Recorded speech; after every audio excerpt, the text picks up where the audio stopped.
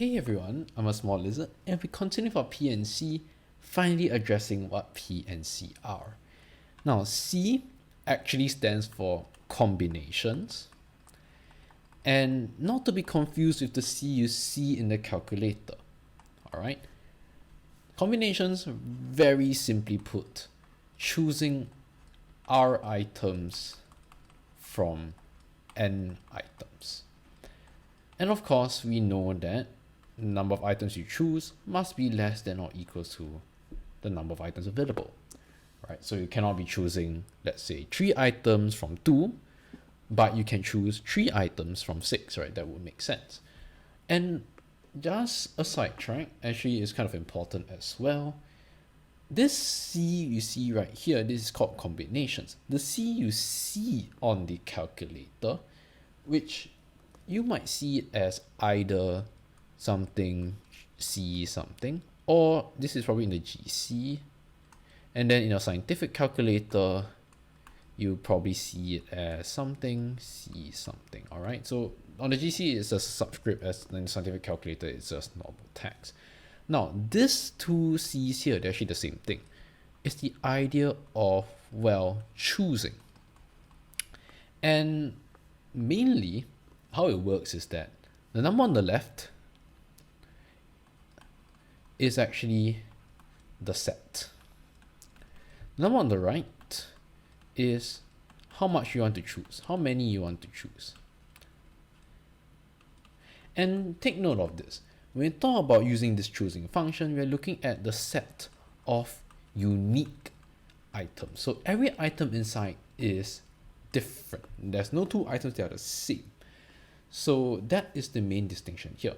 When you talk about combinations in general, you can have the same number of you can have items that are the same, right? You can be, let's say for example, A, B, C, right? Where both A's are the same.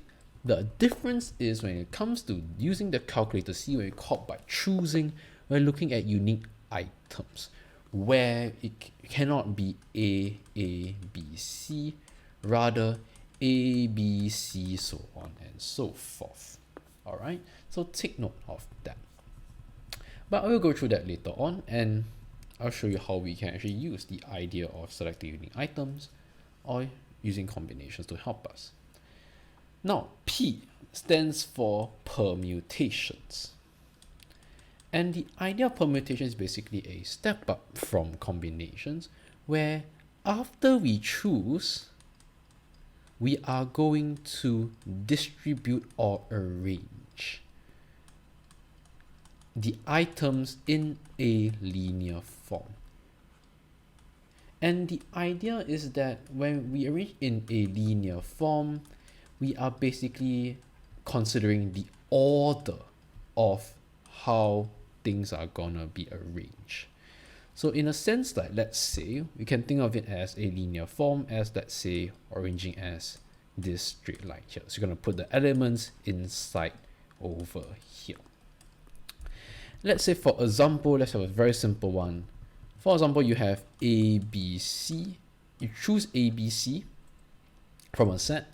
Now you're gonna arrange it. That's called permutating whatever that you have chosen. So let's say A, B, C. We then also have A, C, B. We have B, C, A, and so on and so forth. All right, so that is permutations. Now, how do we calculate permutations? And it's actually through the idea of the factorial. So for example, we have 3 items that are unique. Okay. Now, if we want to find the permutations on the arrangement of number of arrangements for 3 items, it's actually very simply 3 factorial. Why? You can think of it as this way.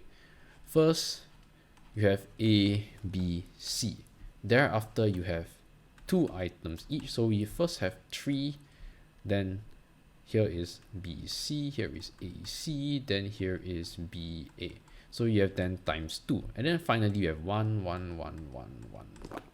Alright, so 3 times 2 times 1, and then you can kind of use the same idea when we expand it to, let's say, a higher number of ideas, and it's really just factorial. Alright, so when arranging unique items, it's 3 factorial. So again, when we use factorial, we're looking at unique. Don't worry, we'll teach you how to arrange repeated factors, and it's actually very much the same idea. really. But of course, it's a very simple idea. It's just dividing. But we'll go through that later on. Alright, but for now, we look at permutation combinations. Basically, permutations is a step up from combinations, where for combinations, we are just simply choosing. Just choose only. But for permutation, we choose plus arrange. Alright, and the permutations, and for permutations, you see again there's a calculator function, something p something, or let's say for those using the scientific calculator, it's the normal text. Once again, it's basically the left number is still the unique items, the right number is still how many chosen. Now the difference is the idea is that from left number, choose right number and arrange. That is the idea of permutation. Alright, so we're going to look at an example. So we have this familiar question where we have 1 red, 1 blue, 1 yellow, 1 green card. How many different ways can 3 cards be chosen? So put it very simply, we have 4 unique colors. We want to pick 3 of them. So from a set of 4, we want to choose 3. There's one way of writing it to get 4. Another way, 4 choose 3 using the matrix form. And then it's basically 4 choose 3, so equals to 4. If the cards are drawn one at a time without replacement, take note of that, without replacement, what is the probability that a blue card is drawn last? So if a blue card is drawn last, it means that the first 3 cards are red, yellow, green.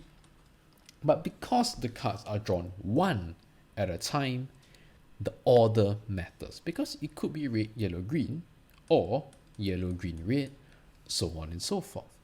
So what we can do is this. Now that we have this idea, we can, let's say, take a general case first, right? Let's say we have red, yellow, and then green. 1/4, 1/3, half, right? Don't forget it's without replacement, so the number of cards will then decrease. Now we only consider one case, which is red, yellow, green, or whatever, right? Because arrangement matters, now we have to find how many ways we can actually obtain red, yellow, green within the first 3 cards. And that would be 3 factorial, right? Because there are 3 unique items, so 3 factorial, it will give us 1/4.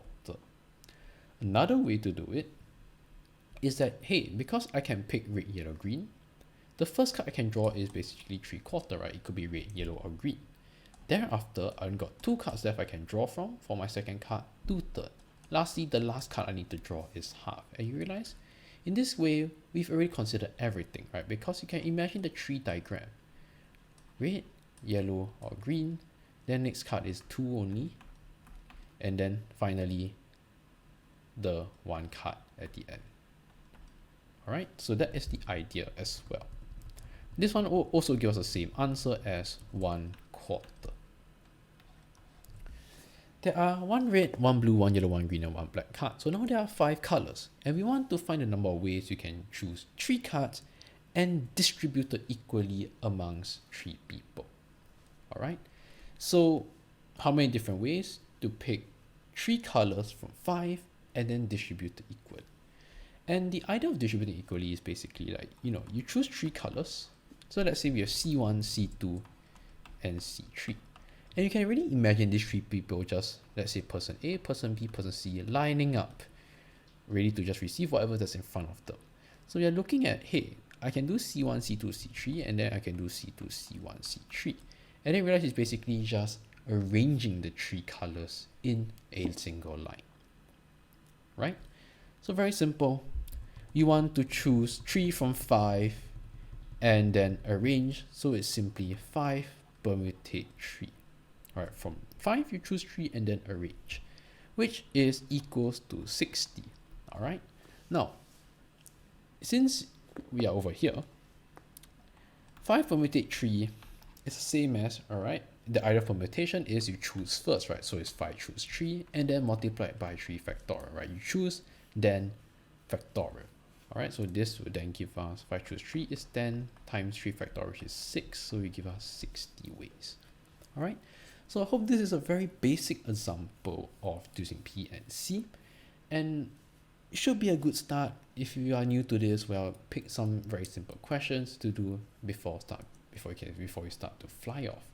in doing the other stuff. All right. In the next video, we'll be looking at repeated items and also arranging things in this circular arrangement. All right. Catch you guys soon.